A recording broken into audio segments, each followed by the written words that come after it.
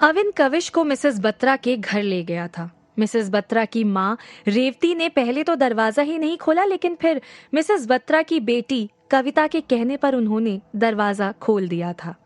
अविन ने कविश को उनके सामने कर उन्हें बताया कि उसी ने मिसेस बत्रा का एक्सीडेंट करवाया था। ये जानते ही रेवती ने उसे जोरदार थप्पड़ मार दिया। कविश को यह बिल्कुल भी उम्मीद नहीं थी कि रेवती अचानक उसे इस तरह मार देगी। उसे बहुत गुस्सा आ रहा था, लेकिन अविन के रहते वो इस वक्त कुछ नहीं कर सकता था, जिसकी वजह से वो बहुत फ्रस्ट्रेट हो रहा था। तभी कविता रेवती को छूते हुए आगे आई और उसने कविश के कंधे को छुआ। उसने कांपती हुई आवाज में उससे कहा, तुम कविश बजाज हो? ये सुन अविन आगे आ गया। उसने कविश का गला पकड़ उसे नीचे झुकाया और ऊंची आवाज में बोला, तूने जो किया है वो माफी के लायक तो नहीं है, लेकिन तुझे इसका एहसास करवाना जरूरी है कि तूने कितना बड़ा गुनाह किया है। चल माफी मांग। ये बोल उसने कविश को जोर से नीचे की तरफ धकेला। कविश फर्श पर नीचे गिर पड़ा। उसने रेवती के पांव पकड़ लिए और उस पर अपना सिर रख धीरे से बोला, मेरा इरादा उन्हें जान से मारने का नहीं था। अविन ने उसे पकड़कर खड़ा किया और उसका गला पकड़ बोला, बेशरम इंसान। उसी वक्त कविता बोली, इसे कड़ी से कड़ी सजा मिलनी चाहिए, प्लीज पुलिस को बुलाइए। अविन ने ये सुन सुनीता से कहा, इसे सजा दिलवाने की जिम्मेदारी मेरी है। पुलिस इसे ढूंढते हुए यहाँ भी आ ही जाएगी, लेकिन इसे पुलिस के हवाले करने से पहले इससे कुछ हिसाब बराबर करना है। कविश अब तक चुप था, लेकिन बुरी तरह से फ्रस्ट्रेटेड था। वो अविन की ये बात सुन चीखा, अब और क्या चाहते हो तुम? इस बुढ़िया के पांव पकड़कर माफी मांग तो ली ना। अविन ने उसका कॉलर पकड़ लिया और बोला, याद कर तूने मिसेस बत्रा से क्या प्रॉमिस किया था। ये सुनते ही कविश ने कविता को घूरा। वो इस वक्त रेवती के कंधे पर अपना सिर टिका के खड़ी थी। उसने उसकी तरफ इशारा कर कहा, हाँ, इस लड़की की आंखों का इलाज करवाने का प्रॉमिस किया था मैंने। इसकी रिपोर्ट्स मैंने डॉक्टर्स को दिखाई भी थी, लेकिन सारे डॉक्टर्स का यही ओपिनियन था कि इसके केस में कोई होप नहीं है। लेकिन कामिनी मेरी बात पर विश्वास ही नहीं कर रही थी, इसलिए मुझे। तभी कविता बीच में बोली, गलती मेरी मम्मी की ही थी। वो रियलिटी को एक्सेप्ट नहीं कर रही थी। मुझे पता है मेरी आंखों का कोई इलाज नहीं है। अविन ने उसकी आवाज में दर्द को महसूस किया और बोला, इलाज है, मैं तुम्हारी हेल्प करूंगा। ये सुन कविश जोर से हंस दिया, लेकिन फिर अविन को अपनी तरफ घूरते देख वो अचानक चुप हो गया। अविन ने उसे कहा, तेरी बातों पर मुझे अभी भी विश्वास नहीं हो रहा है। तूने किसी अच्छे डॉक्टर को कंसल्ट किया होता तो अब तक इसकी कोई ना कोई ट्रीटमेंट शुरू हो गई होती। कविश बोला, इसकी रिपोर्ट मैंने यूएसए के डॉक्टर से भी चेक करवाई थी। इसकी आई बॉल्स और आंखों की मसल्स और टिश्यू पूरी तरह से ड्राई हो चुके हैं। एक डॉक्टर ने बहुत ही एक्सपेंसिव सोफिस्टिकेटेड बायोलॉजिकल मेडिसिन के बारे में बताया था, लेकिन उतना ज्यादा खर्चा करना मेरे बस की बात नहीं थी। ये सुन रेवती जोर से चीख उठी, तेरी बातों में आकर कामिनी ने इस बच्ची की आंखों के इलाज के लिए ही गलत तरीके से स्टीफन को छोड़ा था। स्टीफन छोड़ने के बाद वो पछतावे की वजह से कई रात चैन से सो नहीं पाई थी। सब कुछ तेरी वजह से हुआ। केवल तेरी वजह से मेरी कामिनी मर गई। कामिनी रिश्ते में उनकी बहू थी, पर उन्होंने कभी भी उन्हें बहू नहीं समझा था। वो हमेशा उन्हें बेटी जैसा प्यार देती आई थी। कविश ने ऊंची आवाज में कहा, मुझसे जो बन पड़ा था मैंने किया, लेकिन कामिनी मेरी बात समझ ही नहीं रही थी। मुझे बार बार सुसाइड करने की धमकी दे रही थी। उसे मरने का शौक था, वो पूरा हो गया। रेवती ये सुन मजबूर होकर फिर से रोने लगी, लेकिन तभी कविता ने अविन से कहा, मिस्टर देसाई, आपने जो कुछ हमारे लिए किया उसके लिए थैंक्स। आप कविश बजाज को पुलिस के हवाले कर दीजिए और हमें अपने हाल पर छोड़ दीजिए। मुझे पता है मेरी आंखों का कोई इलाज नहीं है। फिर उसने रेवती का हाथ पकड़ा और बोली, चलो दादी अंदर। लेकिन तभी अविन ने उसे टोका, एक मिनट प्लीज, अब भी उम्मीद है। फिर उसने कविश से पूछा, तुमने अभी किसी मेडिसिन के बारे में कुछ कहा था, क्या है वो? कविश ने उसे घूरा और कहा, यूएसए की कोई कंपनी टिश्यू को रीजनरेट करने के लिए उस मेडिसिन को प्रोड्यूस करती है, लेकिन उस पर कुछ खास लोगों की मोनोपोली है। उसे पैसा देकर भी हासिल करना नामुमकिन है। ये सुन अविन ने बड़ी हैरानी से उसे देखा। उसके दिमाग में अचानक जैसे कुछ क्लिक हुआ। उसने कहा, टिश्यू रीजनरेशन, इसके बारे में कहीं पढ़ा है। तभी उसी वक्त रेवती ने कहा, हम लोग इस वक्त बहुत परेशान हैं। प्लीज ये सब बकवास कर मुझे और ज्यादा परेशान मत करो, चले जाओ यहाँ से। अविन ने इमोशनल हो उनसे कहा, मैं यूं ही हवा में बातें नहीं कर रहा हूँ आंटी। इंडिया के नंबर 1 डॉक्टर मेरे बहुत अच्छे दोस्त हैं। आई एम श्योर वो कविता की आंखें कुछ ही घंटों में ठीक कर देंगे।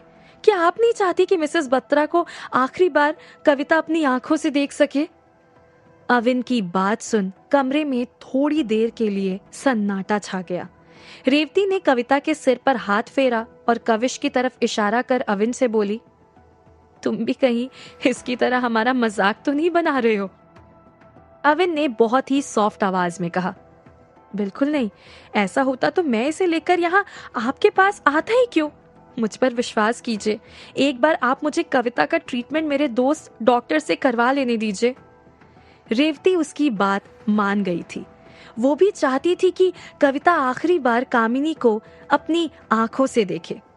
अविन ने तुरंत डॉक्टर शुक्ला का नंबर डायल कर उनसे कहा, डॉक्टर शुक्ला, एक इमरजेंसी केस है, मना मत करना, मैं आपको लेने किसी को भेज रहा हूँ, प्लीज जल्दी से यहाँ आ जाइए।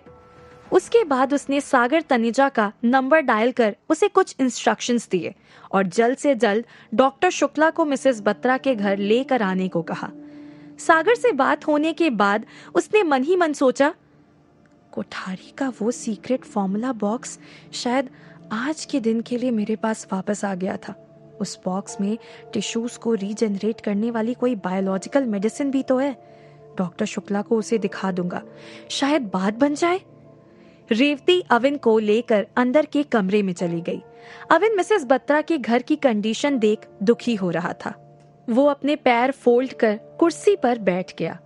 कविश उसके पास वाली कुर्सी पर बैठने जा ही रहा था कि अविन ने वो कुर्सी वहां से हटा ली और कविश से बोला, अब इस सम्मान का हकदार नहीं है तू, नीचे बैठ। कविश ने उसे खा जाने वाली नजरों से घूरा और नीचे बैठ गया। उसके हाथ बंधे हुए थे, इसी वजह से वो कोई गलत हरकत नहीं कर पा रहा था। इसी बीच रेवती ने अविन को कविता की पूरी मेडिकल हिस्ट्री बता दी। आधे घंटे के अंदर सागर डॉक्टर शुक्ला को मिसेस बत्रा के घर लेकर पहुंच गया था। अविन ने सागर से कोठारी का वो सीक्रेट फॉर्मूला बॉक्स लिया और उसे वहां से जाने को कहा। उसके कहते ही सागर वहां से चला गया। फिर उसने डॉक्टर शुक्ला को कविता का पूरा मेडिकल बैकग्राउंड बताया। अविन की बात सुन डॉक्टर शुक्ला ने कहा, मुझे इस बच्ची की आंखों का चेकअप करने के लिए प्रिवेसी चाहिए। उसी वक्त कविता बोली, डॉक्टर आप मेरे साथ अंदर चलिए। डॉक्टर शुक्ला उसके साथ अंदर चले गए। उन्होंने रूम का दरवाजा अंदर से बंद कर लिया। ये देख रेवती थोड़ी सी परेशान हो गई। अविन ने उनके चेहरे के एक्सप्रेशन नोटिस किए और उनके पास आकर बोला, आप टेंशन मत लीजिए आंटी, सब अच्छा ही होगा। रूम के अंदर कविता बेड पर लेटी हुई थी। डॉक्टर शुक्ला उसकी आंखों पर टॉर्च से रोशनी डालकर चेक कर रहे थे। उन्होंने कविता की दोनों आंखों पर बारी बारी से उंगली रखी और उससे पूछा, यहाँ कुछ फील हो रहा है तुम्हें? कविता ने कहा, नो डॉक्टर, मुझे मेरी आंखों के आसपास कुछ भी फील नहीं होता। ऐसा लगता है जैसे मेरी आंखें हैं ही नहीं।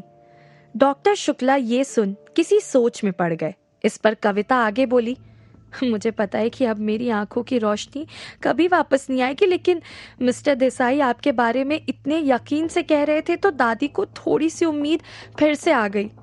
डॉक्टर शुक्ला उसकी बातें सुनते हुए अभी भी उसे चेक कर रहे थे। उन्होंने अपने मेडिकल बॉक्स से कुछ सिल्वर निडल्स बाहर निकाली और फिर कविता से कहा, वैसे तो तुम्हें पेन नहीं होगा क्योंकि तुम्हारी आंखों की मसल्स और टिश्यू ड्राई हो चुके हैं, फिर भी मैं कुछ सिल्वर निडल्स तुम्हारी आंखों के आसपास चुभाने वाला हूँ, डरना मत। कविता मुस्कुरा दी और बोली, ना तो मुझे कुछ दिखाई देता है और ना ही आंखों के पास वाली स्किन में कोई सेंसेशन है, तो आप कुछ भी करेंगे तो डर लगने का सवाल ही पैदा नहीं होता। उसकी हिम्मत देख डॉक्टर शुक्ला ने उसे अप्रिशिएट किया। ब्रेव गर्ल, तुम्हारी हिम्मत की दाद देनी पड़ेगी, लेकिन अब थोड़ी देर के लिए कुछ भी बोलना मत। डॉक्टर शुक्ला सिल्वर निडल्स को अपने साथ लाए किसी लिक्विड में डुबोकर कविता की आंखों के आसपास एक के बाद एक चुभाने लगे। कविता ने आंखें बंद कर रखी थी। वो कोई रिएक्शन नहीं दे रही थी। थोड़ी ही देर में डॉक्टर शुक्ला ने 52 निडल्स कविता की आंखों के आसपास की स्किन पर लगा दी, लेकिन कविता उस जगह अभी भी कुछ फील नहीं कर रही थी। ये देख डॉक्टर शुक्ला ने गहरी सांस ली और कहा, स्ट्रेंज, अब तक तो थोड़ा सा सेंसेशन फील होना चाहिए था। कविता ये सुन बोली, मुझे तो कुछ भी फील नहीं हो रहा है और होगा भी नहीं। तभी डॉक्टर शुक्ला बोले, 1 मिनट, होगा कैसे नहीं? उन्होंने अपने बैग में से एक और सिल्वर निडल निकाली और उसे बहुत ही अलर्ट होकर कविता की आंख के कॉर्नर वाले वाइट पोर्शन पर धीरे धीरे चुभाने लगे। उन्होंने कविता से पूछा, कुछ फील हुआ? कविता ने कहा, नहीं, कुछ भी नहीं, आप अपना टाइम वेस्ट कर रहे हैं डॉक्टर।